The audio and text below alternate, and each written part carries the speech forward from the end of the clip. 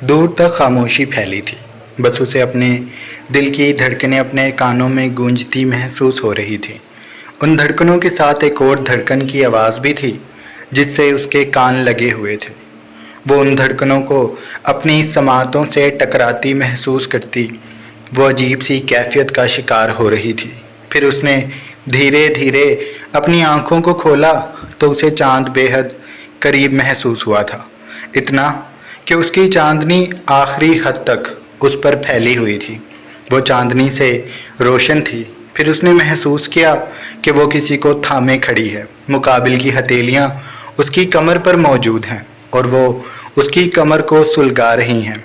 उसकी पुरतपिश हथेलियों की हिद्दत इस कदर थी कि नमल के माथे पर पसीने के कतरे नमूदार होने लगे। उसने धीरे से चांद पर से निगाहें हटाकर मुकाबिल की सूरत देखी तो उसका दिल लरज़ गया।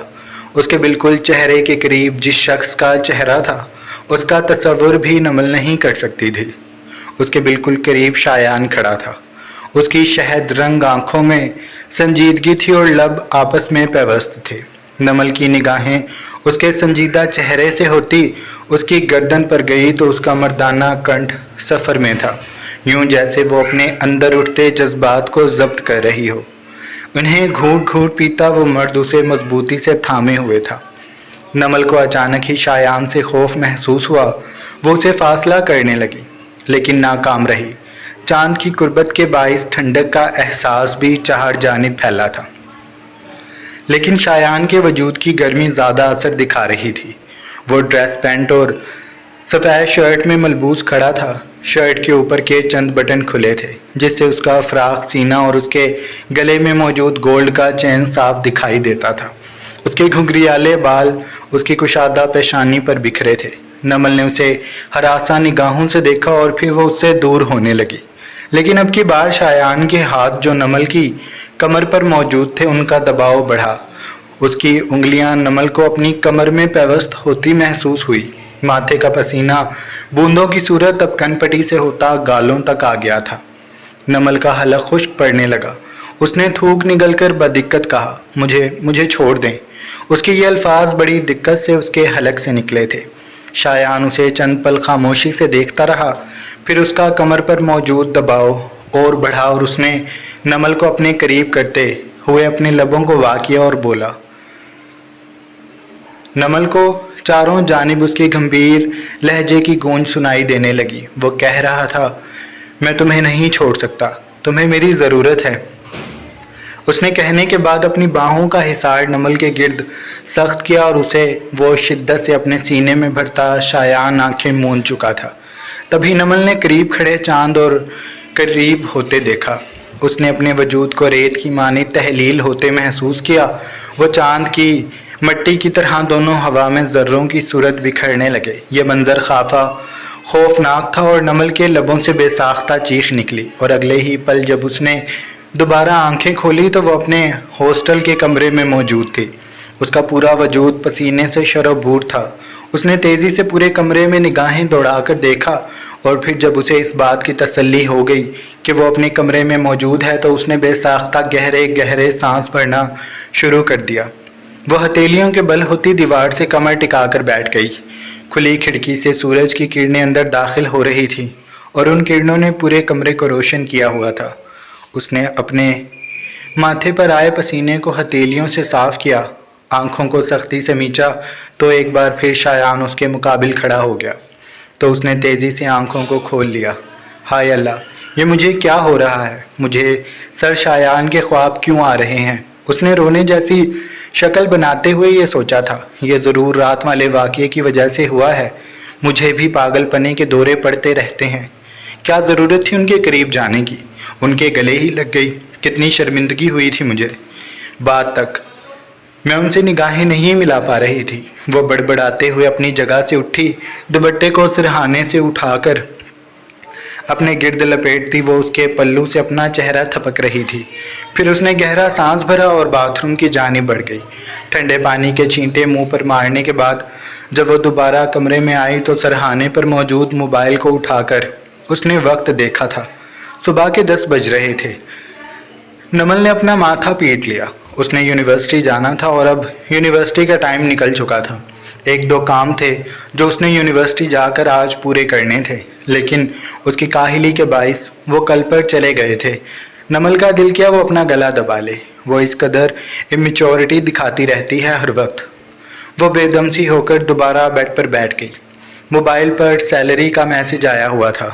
رات ہی اس کے اکاؤنٹ میں سیلری ٹرانسفر کر دی گئی تھی۔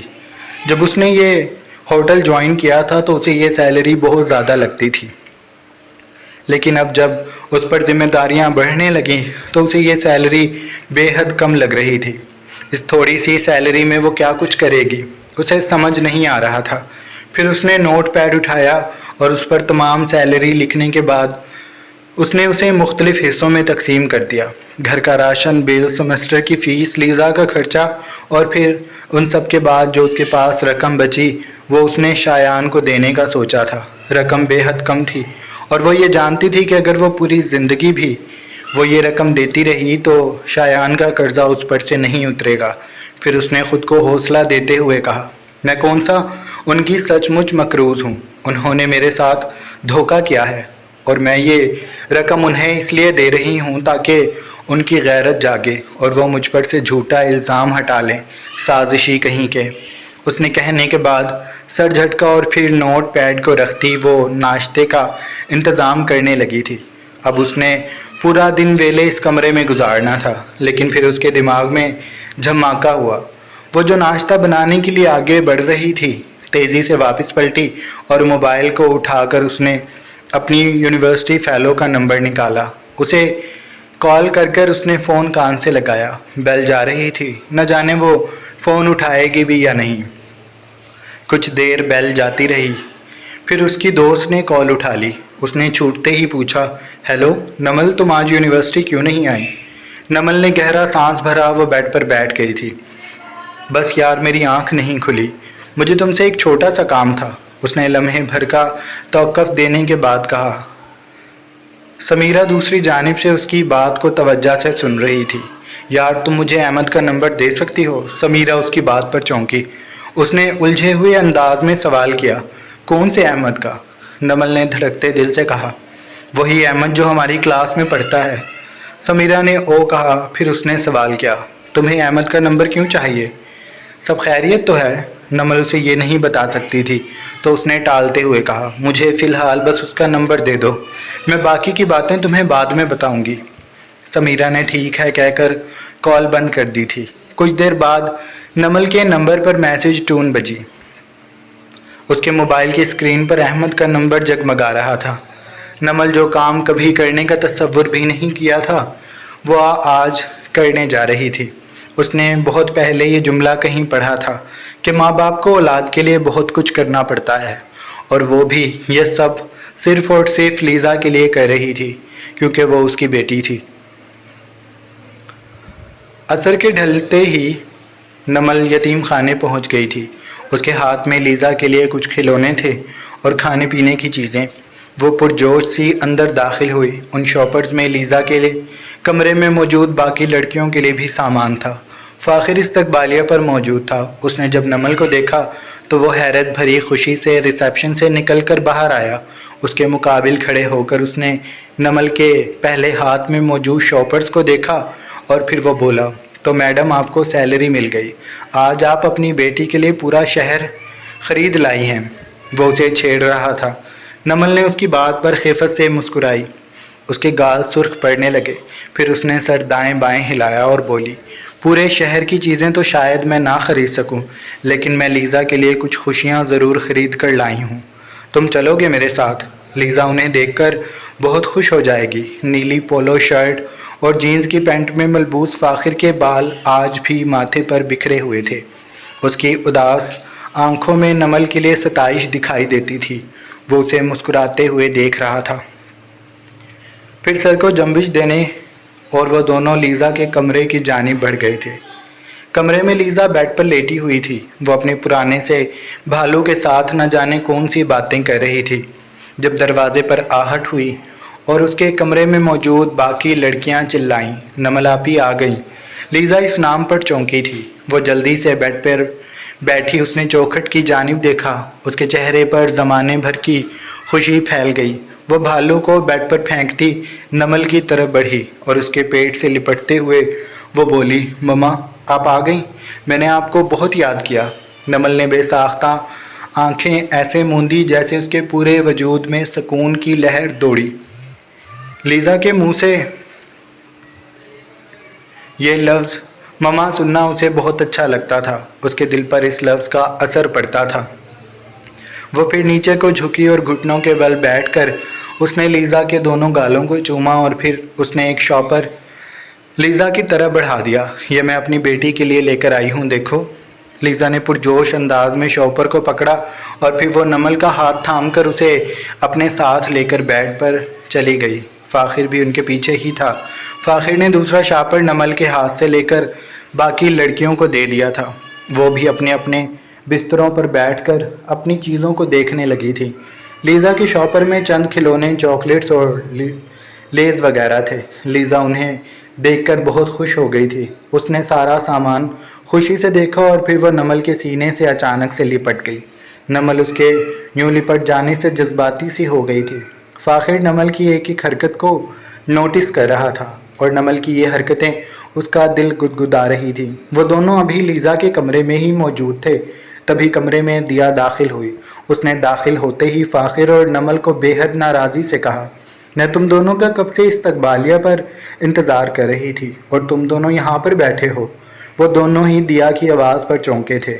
پھر انہوں نے گردن موڑ کر دیا کو دیکھا۔ نمل بیٹھ سے کھڑی ہو گئی۔ اس نے آگے بڑھ کر دیا سے ہاتھ ملایا۔ فاخر نے بھی اسے مسکرا کر دیکھا تھا۔ دیا اندر آ گئی تھی۔ اس نے لیزا کے بستر پر موجود چیزوں کو دیکھا تو بے ساختہ مسکرا دی۔ تو آج لیزا کی مما کو سیلری ملی ہے، وہ کہہ کر لیزا کے پاس آئی۔ اس نے لیزا کے بھرے بھرے گالوں کو نرمی سے کھینچا اور پھر نمل کو دیکھا۔ وہ اسے مسکراتی نگاہوں سے دیکھ رہی تھی۔ تبھی نمل نے اسے کہا، تم مجھے ایسے کیوں دیکھ رہی ہو؟ اس کے سوال پر دیا آگے بڑھی اور اس نے نمل کو اپنے سینے سے لگا لیا۔ اس کے ماتھے پر پیار کرتے ہوئے وہ محبت سے بولی، تمہیں پتہ ہے تم جیسے نمونے دنیا میں بے حد کم ہیں۔ نمل اس کی بات پر الجھی۔ اس نے سر اوپر کیا اور دیا کے چہرے کو دیکھا۔ کیا مطلب؟ دیا نے اس کے دونوں شانوں کو تھام کر اسے اپنے مقابل کیا اور بولی، تم دل کی بہت نیک ہو نمل، اللہ تمہیں خوش رکھے۔ آج کے دور میں کسی کا اتنا احساس کرنا بڑی بات ہوتی ہے۔ تم اپنی آمدنی کا ایک بہت بڑا حصہ بچی پر لگا رہی ہو۔ میں کل بھی تمہارے بارے میں سوچتی رہی کہ تم جیسے لوگ اب کہاں دنیا میں پائے جاتے ہیں۔ تم دل کی بہت اچھی ہو، اللہ تمہیں ساری خوشیاں دے۔ دیا کی یہ بات کہتے آنکھیں پر نم ہو گئی تھیں۔ نمل بھی اس کی بات پر جذباتی سی ہو کر اسے دیکھ رہی تھی۔ تبھی فاخر نے گلا کھنکھارا اور ماحول کو خوشگوار کرنے کے لیے وہ شرارتی لہجے میں بولا، اگر تم دونوں کی یہ جذباتی تقریر ختم ہو گئی ہے تو ہمیں اب استقبالیہ پر چلنا چاہیے۔ لوگ آ جا رہے ہیں اور وہاں پر ہماری موجودگی ضروری ہے۔ وہ کہنے کے بعد دیا کو اپنے ساتھ چلنے کا اشارہ کرتا کمرے سے نکل گیا تھا۔ نمل کچھ دیر لیزا کے پاس بیٹھنا چاہتی تھی۔ وہ لیزا کے ساتھ دوبارہ سے باتیں کرنے لگی تھی۔ لیزا اپنے سامان کو دیکھتی خوش ہو رہی تھی۔ یتیم خانے سے نکلتے ہوئے نمل نے لیزا سے وعدہ کیا تھا کہ وہ اسے کچھ دنوں میں گھمانے پھرانے بھی ضرور لے کر جائے گی اور لیزا اس کی بات پر پرجوش ہو گئی تھی۔ شام کے سائے دھیرے دھیرے پھیلتے سرمد سلطان کے بنگلے کو اپنے حصار میں لے چکے تھے۔ وہ ابھی آفس سے آیا تھا۔ اس کے آنے سے پہلے ہی ستارہ تیار کھڑی اس کا انتظار کر رہی تھی۔ وہ لاؤنج میں موجود تھی اور جب سرمد لاؤنج میں داخل ہوا تو وہاں پر جلتی زرد روشنیوں میں اس نے ستارہ کے حسن کو چمکتا دیکھا۔ وہ اس وقت سرخ لباس میں ملبوس تھی، فراق جو اس کے ٹکنوں تک کا تھا اور شفون کا دوپٹہ جو اس کے سینے پر پھیلا تھا۔ ریشمی بال اس نے کھول رکھے تھے جو کمر پر بکھرے تھے اور ایک موٹی لٹ اس کے کاندھے پر موجود تھی۔ چہرے پر گہرا میک اپ تھا، لبوں پر دلکش لپسٹک جس نے سرمد کی توجہ اپنی جانب کھینچی تھی۔ وہ آنکھوں میں حیا بھرتی سرمد کو دیکھ رہی تھی۔ اس کی لرزتی پلکیں چلمن کی مانند اس کی آنکھوں پر کبھی گرتی تو کبھی سمٹ جاتی۔ سرمد مبہوت سا ہوا تھا۔ وہ قدم اٹھانا بھول گیا تھا۔ راہداری کے نکڑ پر ہی وہ جیسے ساکت کھڑا بس ستارہ کو دیکھ رہا تھا۔ जिसकी गोरी कलाइयों में सुर्ख सुर्ख चूड़ियाँ मौजूद थीं। गले में गोल्ड का चेन और लॉकेट था। सरमद को संभलने में वक्त लगा। फिर वह छोटे छोटे कदम उठाता सितारा के करीब आया। उसने हाथ में मौजूद कोट को सोफे पर फेंका और फिर उसने सितारा को दोनों जानिब से थाम कर अपने करीब किया। वो उसके चेहरे पर आई लट को पीछे करता उसके कान के पीछे कर चुका था। सितारा के वजूद से एक मीठी सी खुशबू उठ रही थी जिसने सरमद के ऊपर मज़ीद जादू का काम किया था। उसने सितारा को अपने करीब किया और उसे अपने सीने में भरकर वो उसके कान की लो से लबों को टकराते हुए बोला, तुम्हें पता है तुम बहुत खूबसूरत लग रही हो। मैंने तसव्वुर भी नहीं किया था कि आज शाम जब घर आऊँगा तो मेरी बीवी मेरा इस तरह से इस्तकबाल करेगी। उसकी बात के जवाब में सितारा ने धीरे से चेहरा ऊपर किया और सरमद की खुमार में डूबी आंखों में आंखें डालकर वो लरजते लहजे से बोली, मैं आपको अच्छी तो लग रही हूँ ना? मैंने ये सब आपके लिए किया है। सरमद ने उसकी बात के जवाब में बेपरवाही से उसे अपनी बाहों में उठाया तो वह चौंक गई। सरमद, ये आप क्या कर रहे हैं? घर में मुलाजिम भी मौजूद हैं। सरमद ने उसे नागवारी से देखा और फिर वो लहजे में मसनूई नाराज़गी को भरते हुए बोला, हैं तो हैं सही, मैं अपनी बीवी को लेकर जा रहा हूँ। किसी की मजाल है कि वो मुझे रोक सके। वो उसे अपनी बाहों में उठाता सीढ़ियों की जानिब बढ़ चुका था। सितारा का गले में मौजूद दुपट्टा ढलक कर उसके सीने पर फिसलता फर्श पर झूल रहा था। वो झाड़ू देता सरमद और सितारा का ताक़ुब कर रहा था। कमरे में दाखिल होते ही उसने सितारा को अपनी बाहों से उतारा और फिर कमरे का दरवाज़ा मक़फ़ल करता वो उसकी तरफ पलटा। उसने सितारा को दोनों शानों से थाम कर दीवार से लगाया। वो उसके दिल के गदाज हिस्सों का रक्स देख रहा था। सरमद पल पल बहक रहा था। उसने हाथ बढ़ाकर सितारा की गर्दन की पुश्त को थामा और फिर वो वहाँ दबाव देता सितारा की गर्दन पर झुक गया। उसने वहाँ पर दांत गाड़े। वो धीरे धीरे उसके पूरे वजूद पर अपने भारी हाथों को हरकत देता इस हद तक पहुँच गया था जहाँ सितारा लर्जी थी। उसने बेसाख्ता सरमद के हाथ को थामा। सरमद, नहीं, हमने बाहर जाना है, आपने मुझे शॉपिंग करवानी थी। वो कमज़ोर से लहजे में एहतजाज करने लगी कि सरमद ने मसनूई नाराज़गी से उसे देखा और बोला, तुम फिर मुझे रोक रही हो? इस तरह तो मैं कभी खुश नहीं रहूँगा। उसकी बात पर सितारा के हाथ जैसे बेजान हो गए। उसने अपने हाथों को दूर किया और आँखों को मूंद लिया। वह सख्ती से आँखों को मींच कर शायद अपना आप सरमद को सौंप चुकी थी।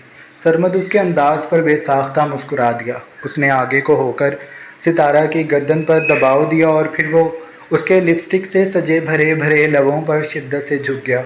उसका हाथ सितारा के धड़कते दिल पर था जिसे वो सख्ती से दबाता उसकी सिसकियों और बहकती सांसों का शोर अपने कानों में सुन रहा था। फिर उसने जब सितारा को निढाल होते महसूस किया, सितारा उसके शानों को थाम कर बेचैनी से मचल रही थी, तो वो उससे दूर हो गया। उसने सितारा के दोनों गालों पर अपनी हथेलियां रखी। उन्हें नरमी से सहलाने के बाद उसने सितारा के माथे पर लब रखे और बोला, मैं फ्रेश हो जाऊं, फिर हम बाहर चलते हैं। वो जाने लगा लेकिन सितारा ने उसकी कलाई थाम ली। आप मुझसे नाराज़ तो नहीं है ना? सरमद उसकी बात पर हैरान हुआ। मैं तुमसे नाराज़ क्यों हूँगा? सितारा ने अपना निचला लब कुचलते हुए कहा, अभी मैं आपको रोक रही थी ना, तो आप गुस्से से बोले थे। वो मासूमियत से गोया हुई तो सरमद को बेसाख्ता उस पर प्यार आया। उसने आगे बढ़कर मोहब्बत से सितारा को अपने सीने से लगाया और फिर वो उसकी कमर की पुश्त को सहलाने लगा। पागल हो, मैं तुमसे मजाक कर रहा था। जब मैं तुमसे सचमुच नाराज़ हूँगा तो तुम्हें बता दूँगा। बात बात पर परेशान न हो जाया करो। उसके यूं हौसला देने पर सितारा के दिल को धाड़स हुई। वो मध्यम सी मुस्कुराहट से उसकी कलाई छोड़ चुकी थी। सरमद बाथरूम की जानिब बढ़ गया था और सितारा उसके कपड़े निकालने के लिए अलमारी की तरफ बढ़ी थी। शायान के बंगले में खामोशी और नीम अंधेर फैला हुआ था। वो अपने कमरे में मौजूद होटल के लिए तैयार खड़ा खुद को शीशे में देख रहा था।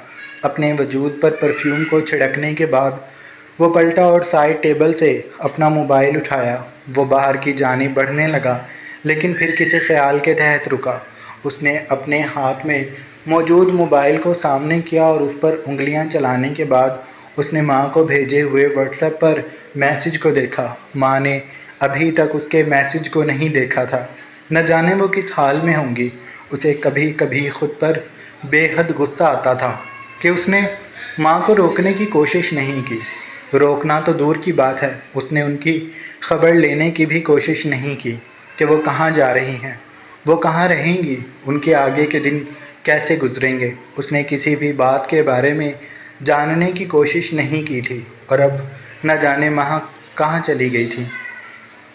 شایان کو اپنے دل میں تکلیف کا شدید احساس ہوا۔ اس نے کرب سے آنکھوں کو مینچا اور پھر خود کو ریلیکس کرنے کے بعد وہ موبائل کو جیب میں ڈالتا کمرے سے نکل گیا تھا۔ کمرے میں اس کے جانے کے بعد اس کے پرفیوم کی خوشبو ٹھہر رات کے اندھیرے میں گھل چکی تھی۔